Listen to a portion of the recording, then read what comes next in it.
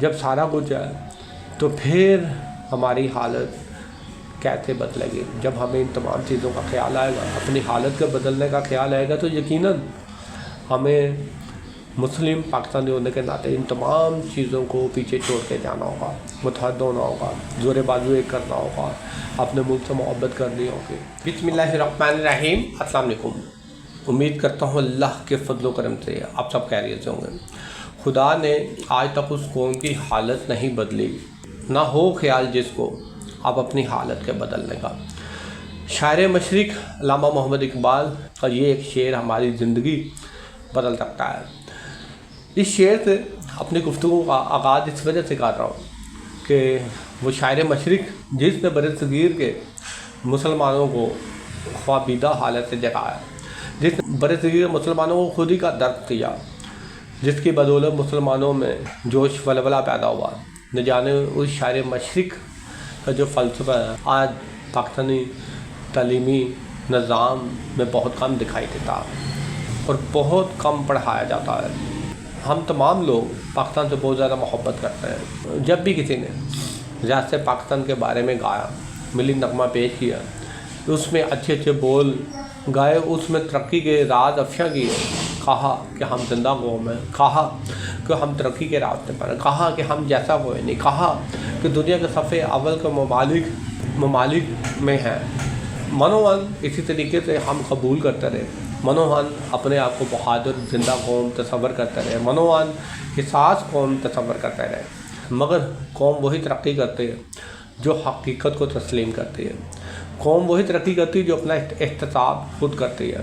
ملک صفحے اول میں وہی آتا ہے جس کی قوم کو اپنی موجودہ حالت کا پتہ ہوتا ہے، جس کی قوم کو اپنی خامیوں کا پتہ ہوتا ہے، جس کی قوم کو پتہ ہوتا ہے کہ ترقی کا راستہ کیا ہے، جس کی قوم کو پتہ ہوتا ہے کہ ریاست کو کس طریقے سے چلایا جاتا ہے، جس کی قوم کو پتہ ہوتا ہے کہ یہ ملک ہمارا ہے، ہمارے فیصلے اس ریاست میں نافذ ہونے چاہیے۔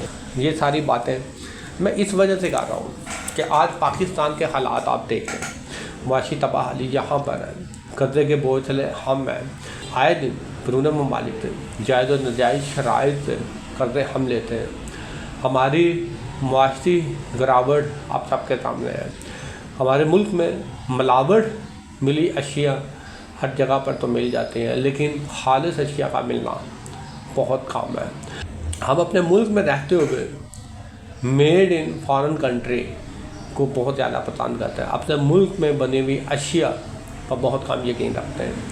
شاید وہ معاشرہ جس کی اشیاء میں زیادہ ملاوٹ ملتی ہے، شاید ہم اس معاشرے کی ایک حقیقت کو سمجھتے ہیں کہ ہمارے ارد گرد لوگ جو ہے وہ نفع بنانے میں لگے ہوئے ہیں، اس نفع بنانے میں جس حد تک وہ سب اسٹینڈرڈ اشیاء کا استعمال کر سکتے ہیں وہ کرتے ہیں۔ اس حقیقت کا ہمیں پتہ ہے، جس کی وجہ سے ہمارا بھروسہ جو ہے وہ میڈ ان فارن کنٹری کا، ہمارا بھروسہ باہر کی بنی ہوئی اشیاء پر زیادہ ہوتا ہے۔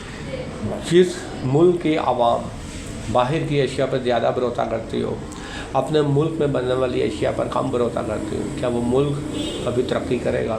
ایسا کبھی نہیں ہو سکتا۔ ممالک وہی ترقی کرتے ہیں جن کے لوگوں کا اپنے زور بازو پر یقین ہوتا ہے۔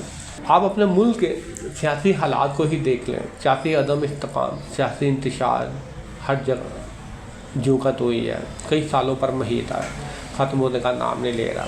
اپنے ملک کے سیاستدانوں کی سیاسی جدوجہد کو دیکھ لیں تو آپ کو وہاں پہ چاپلوسی اور خوشامدی نظر آتی ہے، اپنے ملک کے عوامی نمائندوں کی بولیاں لگتے ہوئے آپ کو نظر آتی ہے، اپنے ملک میں صوبائیت پرستی آپ کو نظر آتی ہے، لسانیت آپ کے پاس ہے، فرقہ واریت کے نام پر آپ بھڑک جاتے ہیں۔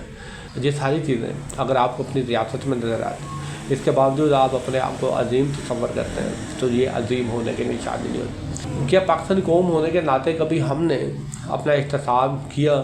کیا ہم نے سوچا کہ یہ ہماری غلطیاں ہیں؟ کیا ہم نے کبھی سوچا ان تمام چیزوں کے جو ذمہ دار ہیں ہم نے ان کو بھی کیپچر کرتا تک پہنچانا ہے، ان کو جو ہوا سو ہوا، ان کو مزید آگے ایسی حرکات ایسے حربے استعمال کرتے ہوئے کرنے کی اجازت نہیں دینی۔ ہم نے کبھی سوچا کہ ووٹ کی بہت اہمیت ہے، اگر جس کو ہم چاہیں لائیں، جس کو ہم چاہیں نکالیں؟ کیا ہم نے کبھی سوچا کہ ہمارے فیصلے اس ملک میں صحیح طریقے سے نافذ نہیں ہوئے؟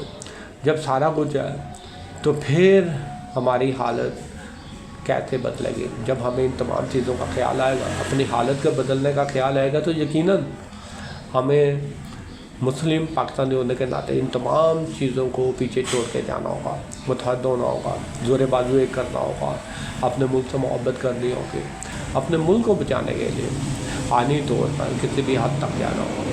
شکریہ.